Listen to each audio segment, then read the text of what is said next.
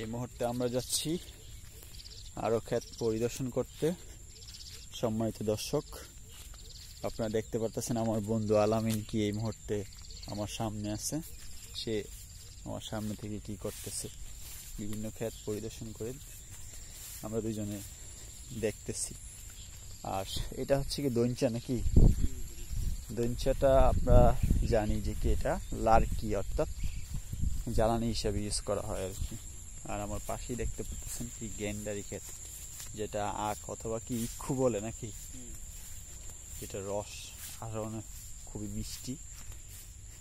এই আবার সাথে আছে কি, এটা কি ক্ষেত বন্ধু? কি ধান? রোয়া রোয়া। ও, এদিকে তো আবার বীজতলাও তৈরি করা আছে ধানের। হ্যাঁ,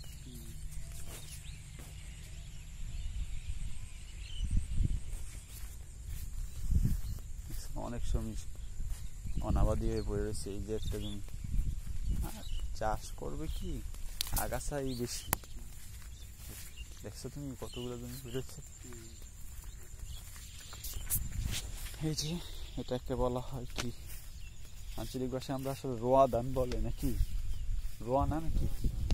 হ্যাঁ, রোয়া ধান।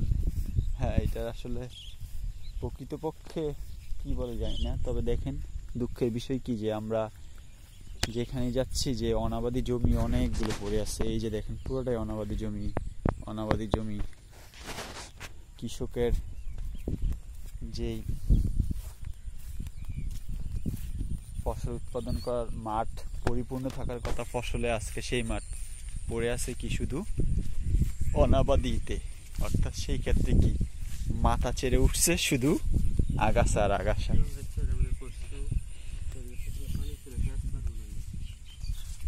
সম্মানিত দর্শক, আমার বন্ধু আরেকটি পরামর্শ দিয়েছেন কি যে এই ক্ষেত্রে নাকি কি কচু চাষ করলে অত্যন্ত ভালো হইতো। তো দেখা যাক, পরবর্তীতে হয়তো কৃষককে আমরা ওইভাবে উদ্বুদ্ধ করে তার কাঙ্ক্ষিত ফলাফল পাওয়ার আশায় তাকে পরামর্শ দিতে পারবো আমাদের অঞ্চলে। পরবর্তীতে সেটা করুক বা না করুক, হয়তো কি ওটা ওনার ব্যক্তিগত ব্যাপার। তো আমরা চেষ্টা করব কৃষককে সঠিক পরামর্শ দিয়ে এবং সঠিক গাইডলাইন দিয়ে তাকে কি এই চাষে উদ্বুদ্ধ করার জন্য আর কি। তো আমাদের এই কৃষি গড় ইউটিউব চ্যানেলটিকে আপনারা কি লাইক, কমেন্ট ও শেয়ার করে আমাদেরকে সহায়তা করবেন এবং সঙ্গে থেকে বিভিন্ন ভিডিওটুকু আপনারা দেখবেন এবং কি আমাদেরকেও সেইভাবে কি উৎসাহ উদ্দীপনা দিবেন, সেই আশাবাদ আপনাদের নিকট ব্যক্ত করি। তা আশা করি আমাদের সঙ্গে থেকে সেই সাহায্যটুকু আমাদের করবেন।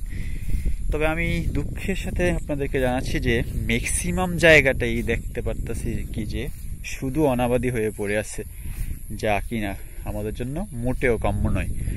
যেমন আমরা শিক্ষিত বেকার যুবক অথবা কি অনেক লোকই আছে কি যে শিক্ষিত হয়ে বসে আছি, বাট কিন্তু সেই কাঙ্ক্ষিত রূপ বা ফলাফল বা দেখা গেছে কি চাকরির পিছনে ঘুরে মরিয়া হয়ে কি করতেছি, সময় কাটাইতেছি, কিন্তু মোটেও কি করতেছি না আমাদের ফসল উৎপাদন অথবা এই সব অনাবাদি জমির জন্য যদি আমরা কি করতে পারি, একটু সহায়তা করে কৃষিকাজ করতে চাই, তাহলে কিন্তু অবশ্যই সম্ভব।